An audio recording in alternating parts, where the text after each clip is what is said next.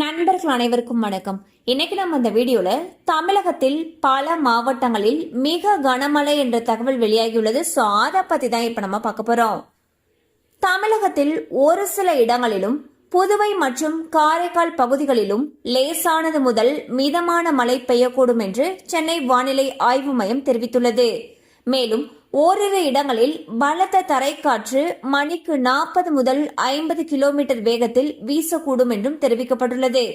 குறிப்பாக நீலகிரி மாவட்டத்தில் ஓரிரு இடங்களில் கன முதல் அதி கனமழையும், கோயம்புத்தூர் மற்றும் திருநெல்வேலி மாவட்டங்களின் மலைப்பகுதிகள், தேனி, தென்காசி மற்றும் கன்னியாகுமரி மாவட்டங்களில் ஓரிரு இடங்களில் கன முதல் மிக கனமழையும், ஈரோடு, சேலம், தர்மபுரி, திருப்பூர், திண்டுக்கல், மதுரை மற்றும் விருதுநகர் ஆகிய மாவட்டங்களில் ஓரிரு இடங்களில் கனமழையும் பெய்ய வாய்ப்புள்ளது.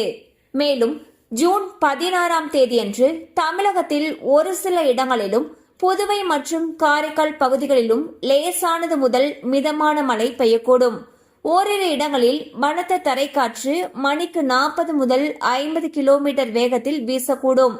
மேலும் கோயம்புத்தூர் மற்றும் திருநெல்வேலி மாவட்டங்களின் மலைப்பகுதிகள், நீலகிரி, தேனி, தென்காசி மற்றும் கன்னியாகுமரி மாவட்டங்களில் ஓரிரு இடங்களில் கன முதல் மிக கனமழையும், தர்மபுரி, ஈரோடு, திருப்பூர், சேலம், நாமக்கல், கரூர், திண்டுக்கல், மதுரை மற்றும் விருதுநகர் ஆகிய மாவட்டங்களில் ஓரிரு இடங்களில் கனமழையும் பெய்ய வாய்ப்புள்ளது.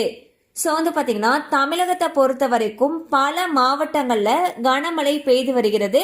இதன் காரணமாக குறிப்பாக ஜூன் 15 மற்றும் 16 ஆகிய தேதிகளில் பல மாவட்டங்கள்ல கனமழைக்கான அறிவிப்பை சென்னை வானிலை ஆய்வு மையம் அறிவிச்சிருக்காங்க.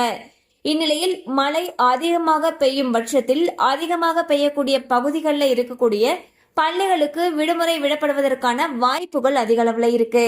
கண்டிப்பா இந்த அப்டேட் உங்களுக்கு பயனுள்ளதா இருந்திருக்கும் நம்புறோம். மேலும் இது போல அப்டேட்ஸ் உங்களை உடனே ரீச் ஆகணும்னு நினைச்சீங்கன்னா நம்ம சேனலோட தொடர்ந்து இணைந்திருங்கள். தேங்க்யூ ஃபார் வாட்சிங்.